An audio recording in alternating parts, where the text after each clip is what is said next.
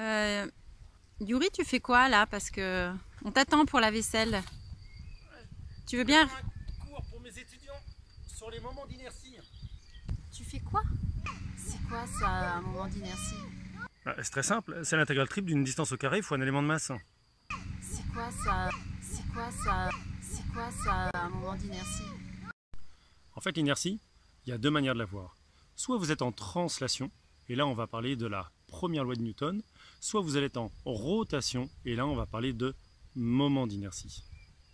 En physique, l'inertie d'un corps est sa tendance à conserver sa vitesse. En l'absence d'action mécanique extérieure, il ne va ni accélérer ni freiner, bref, il va garder un mouvement de translation rectiligne uniforme. Cette tendance à garder cette vitesse sans action mécanique extérieure, c'est ce qu'on appelle la première loi de Newton. Pour imaginer cette notion d'inertie en translation, qui est directement liée à la masse, nous pouvons prendre exemple sur les crash tests. Plus le véhicule sera massif, plus il faudra d'énergie pour l'arrêter, d'où une déformation importante de sa structure. Ici, la citerne joue le rôle du marteau et le pilier de l'enclume. La cabine va encaisser toute l'énergie liée à la décélération du véhicule.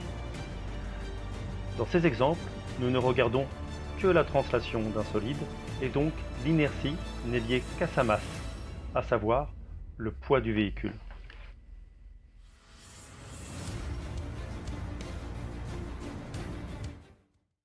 Mais papa, c'est pas que en translation. T'as raison, Basile. L'inertie, c'est pas qu'en translation. Oui. Et oui Basile, tu as raison, l'inertie ça n'est pas qu'en translation, c'est aussi en rotation.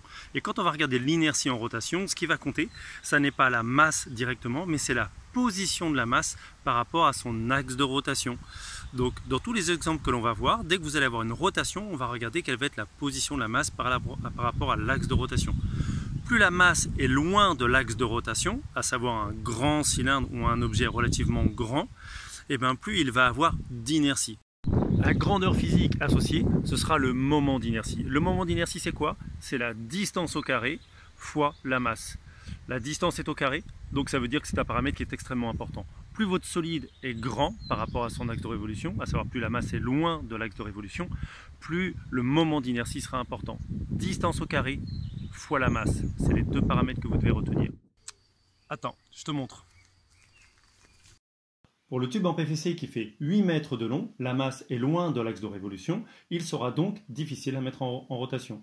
Par contre, pour le morceau de bois qui ne fait qu'un seul mètre de long, pour la même masse, comme il est plus petit, il sera plus facile à mettre en rotation. Ici, une expérience très simple pour mettre en œuvre le moment d'inertie.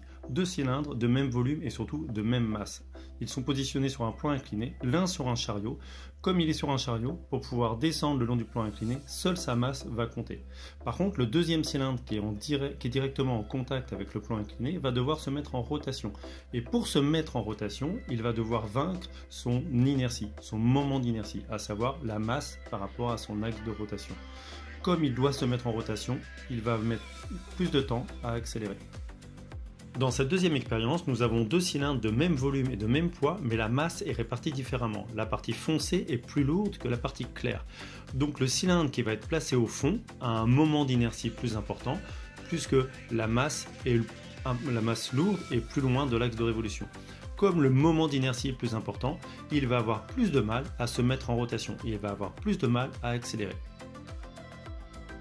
Voici ici une première application industrielle, le stockage de l'énergie. On va avoir un volant d'inertie, donc ce cylindre vertical qui va être rangé dans un caisson sous vide. On va avoir un moteur qui va être associé à ce moment d'inertie et ce moteur va pouvoir servir de moteur électrique ou de dynamo.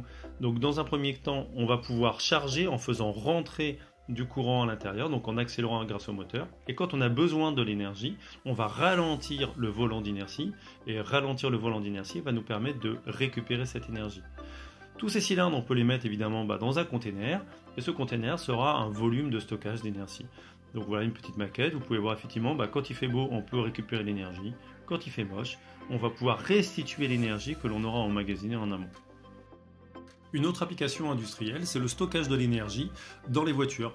Donc c'est le même principe, on utilise toujours un volant d'inertie, donc c'est un cylindre avec une masse importante qui va pouvoir stocker de l'énergie. Donc au freinage, plutôt que de dissiper l'énergie dans les freins, cette énergie va être récupérée par le volant d'inertie qui va se mettre à tourner à très haute vitesse, jusqu'à 60 000 tours par minute toujours. Et donc du coup, quand mon feu passe au vert, je vais réappuyer sur ma pédale d'accélérateur et l'énergie emmagasinée dans mon volant d'inertie va repartir vers les roues. Une autre application des volants d'inertie, ça va être le volant moteur. Donc vous avez le moteur d'un côté, vous allez avoir la boîte de vitesse avec l'embrayage de l'autre côté, et entre les deux, pour faire la jonction, vous allez avoir ce que l'on appelle le volant moteur.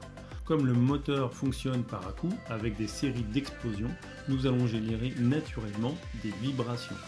Ces vibrations, on va les retrouver en sortie par des formes de cycles. Ces cycles vont être directement transmises à l'ensemble du véhicule et générer des vibrations désagréables à la conduite. Une solution pour limiter ces vibrations, c'est de multiplier le nombre de cylindres. Avec 4 cylindres, je vais avoir une certaine quantité de vibrations. Avec 8 cylindres, ça va me permettre de lisser le nombre de vibrations qui vont se compenser les unes les autres. Comme on n'a pas tous 8 cylindres, il faut trouver d'autres solutions.